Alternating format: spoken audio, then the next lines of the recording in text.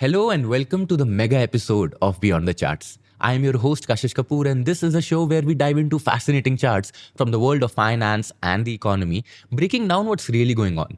To view all the charts and sources discussed in this video, do check out our newsletter. You can find the link in the description. With 2024 behind us, it's a great time to reflect on how the Indian markets and economy have fared this year. In the final edition of this Beyond the Charts for 2024, we'll take a broader look at the ups and downs that shaped the past 12 months. There is a lot to talk about, from stocks, mutual funds, IPOs to businesses and Indian economy. This episode is going to be a really long one, and I'm really excited to share our research with you all. So grab your favorite adrak ki chai or filter coffee and let's get started. First up is the stock markets. It's been quite a roller coaster ride, from record all-time highs and never-ending optimism to concerns about an economic slowdown. FIIs selling like there's no tomorrow and eventual correction. It has been an eventful year to say the least. Despite all these ups and downs, the Nifty 50 still managed to give us 10.5% returns this year. The broader markets did even better. Both the mid-cap and small-cap indices gained more than 20%, and the micro-cap index ended the year with a standout 32% increase. Looking at specific sectors, the year's standout performers were real estate, healthcare, and pharmaceuticals. These sectors delivered impressive returns, with their indices climbing over 30% during the year. However, traditional market readers had a quieter year. Both FMCG companies and private banks struggled to gain momentum, with these indices ending roughly where they ended in 2023. Now, these are heavyweight sectors which drive market growth. The fact that they gave a flat performance this year is worth noting.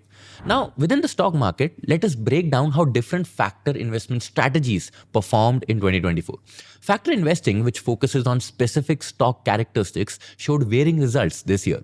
Value stocks, which are typically considered underpriced relative to their fundamentals, and momentum stocks, those showing strong recent performance, beat the broader market, outperforming the Nifty 200 benchmark. However, not all strategies work well. For instance, quality stocks, companies with strong balance sheets and stable earnings, and low volatility stocks, those that typically show smaller price swings, lagged behind the market. For those new to investing, think of factor investing like this. Instead of just buying stocks of the biggest companies, you're choosing stocks based on specific traits. It's similar to how you might shop for a car. Some people focus on fuel efficiency, which would be like quality stocks, while others look for performance, which is like momentum stocks. Each approach has its own moments of strengths and weaknesses, as we saw this year. Despite market ups and downs, mutual funds saw remarkable growth, pulling in 9.14 lakh crores by November. Of this, over 3 lakh crores went into equity mutual funds alone. This steady flow of domestic money was one of the key reasons why Indian markets remained relatively stable, even when huge foreign institutional selling was happening. This trend also shows the maturity of Indian investors, who are increasingly choosing to invest rather than sitting on the sidelines or selling during market uncertainty. But that's for the whole mutual fund industry. What about performances of different types of mutual funds in 2024? We have charts for that too. Thematic funds, which focus on specific sectors or trends, were favorite among investors, attracting the biggest share of money. However, despite their popularity, these funds didn't manage to deliver the best returns. The real winners were funds investing in mid-sized and smaller companies. Both mid-cap and small-cap funds outperformed their more specialized counterparts. Looking back, 2024 proved to be a successful year for mutual funds across the board.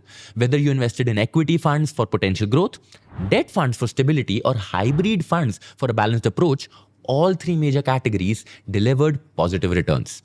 Now it's time to go global and look at returns across different markets and assets. Equities were top performers amongst major asset classes, particularly the US and other developed markets, which managed to perform better compared to India and other emerging markets. Indian markets have been one of the best performing markets among emerging markets in the recent years. Over the past year, India delivered 25.4% return, second only to Taiwan. In the long term, India's 20-year CAGR of 12.1% is the highest among emerging markets.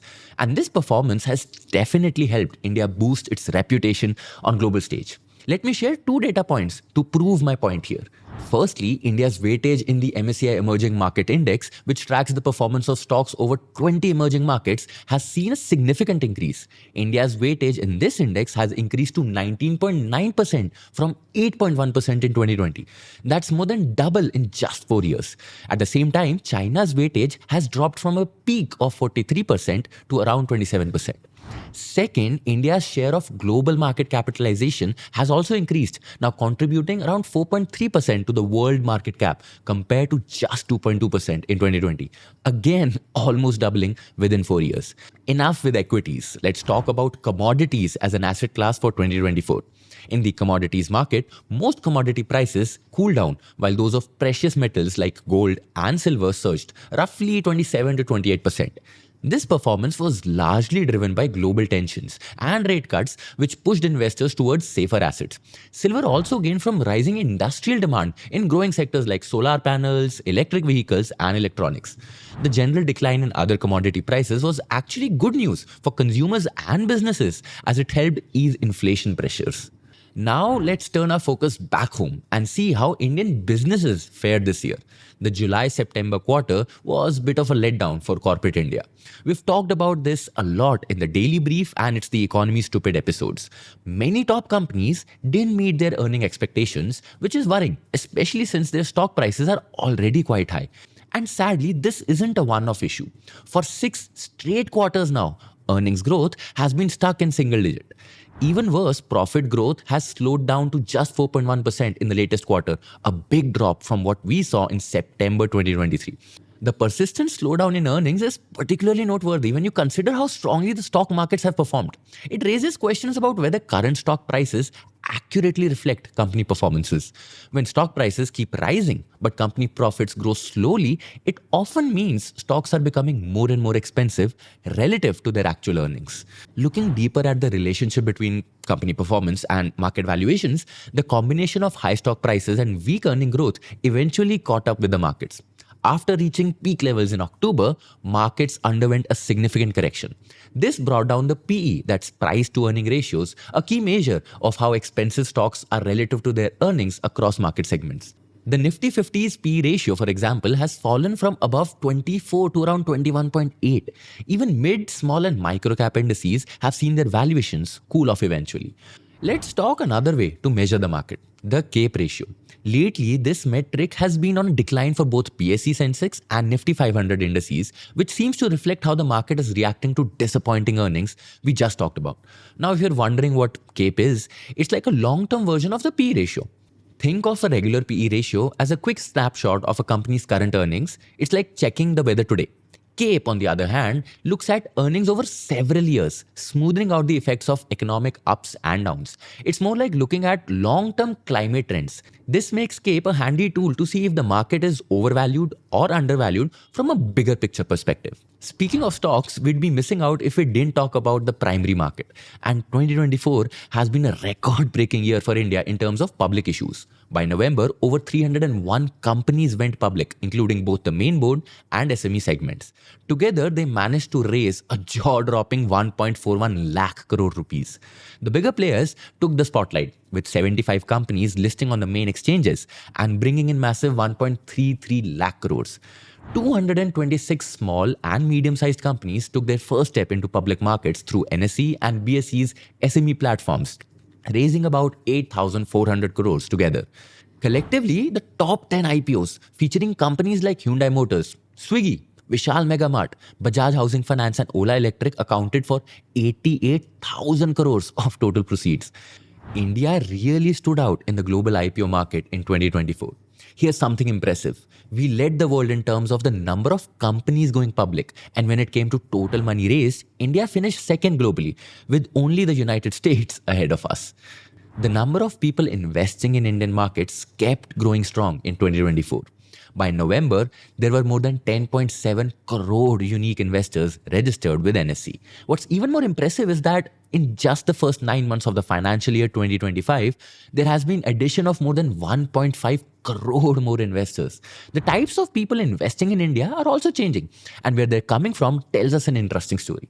While investors used to be mostly from Western India, we're now seeing a big change across the country with an increasing investor base in northern and eastern parts of the country.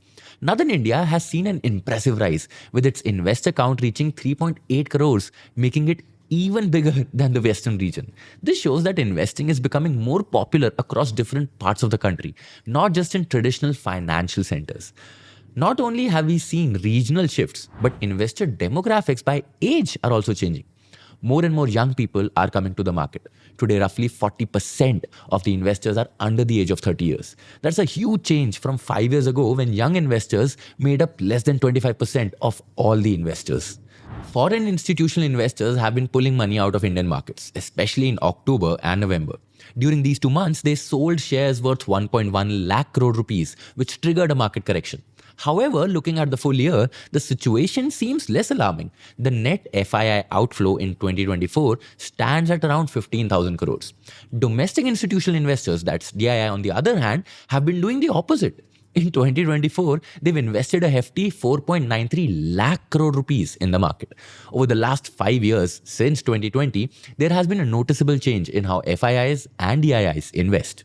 Between 2020 and now, FIIs invested rupees 2.3 lakh crores, while DIIs poured in around 10 lakh crores into the Indian markets. We can see its effect in ownership patterns of both FIIs and DIIs. FIIs have traditionally held the largest stake in Indian equities. However, their share has been on a steady decline since 2020 and is now at the lowest level in over a decade. At the same time, the share of DIIs has been on the rise. If this trend continues, DIIs could soon overtake FIIs in terms of ownership. Now, don't be worried. Foreign institutional investors have been offloading shares in most emerging markets, not just in India. This year, they've been net buyers only in Indonesia and South Korea, while India, Brazil, Taiwan, and several other markets have seen net outflows from them in 2024.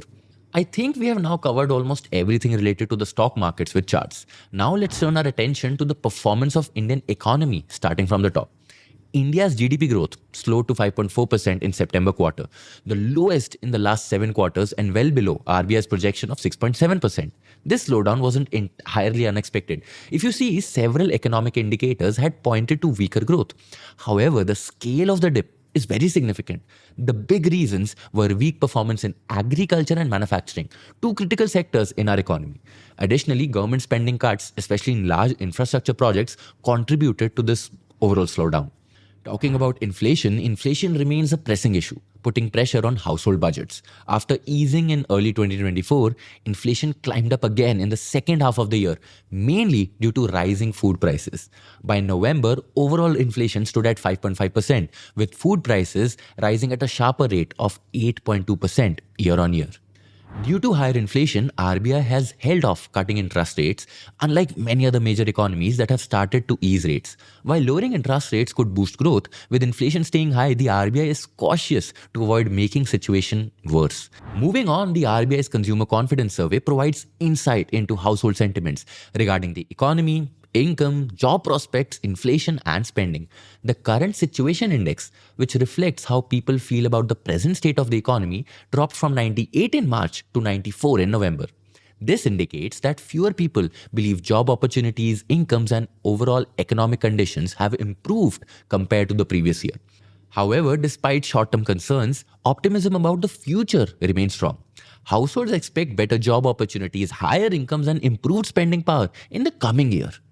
Let's go a bit granular now. The automotive sector faced a tough year with sluggish sales throughout 2024. Although there was a brief increase in vehicle purchases during the festive season in October, this improvement was very short-lived. By November, sales of passenger cars and commercial vehicles declined again, reflecting weak consumer demand and higher borrowing costs. Now, India's core sector industries, which is coal, steel, cement, electricity, and others, showed mixed performance. The index tracking these industries rebounded slightly in September and October, but growth levels remain low. This is the weakest growth we have seen since October 2022. Looking at each sector individually gives further insights. While coal and steel production showed some slight improvement, the remaining sectors have continued to decline. This pattern reveals the modest recovery seen in overall index was mainly carried by just two industries, while most other sectors are still struggling to gain the momentum at the end of 2024. The sluggish performance of core sectors can be tracked in industrial production numbers. When key industries aren't performing well, it naturally drags down overall industrial production. While the growth rate of 3.5% in October was better than the previous 2 months, it is still worryingly low. In fact, it's the weakest we have seen since November 2023.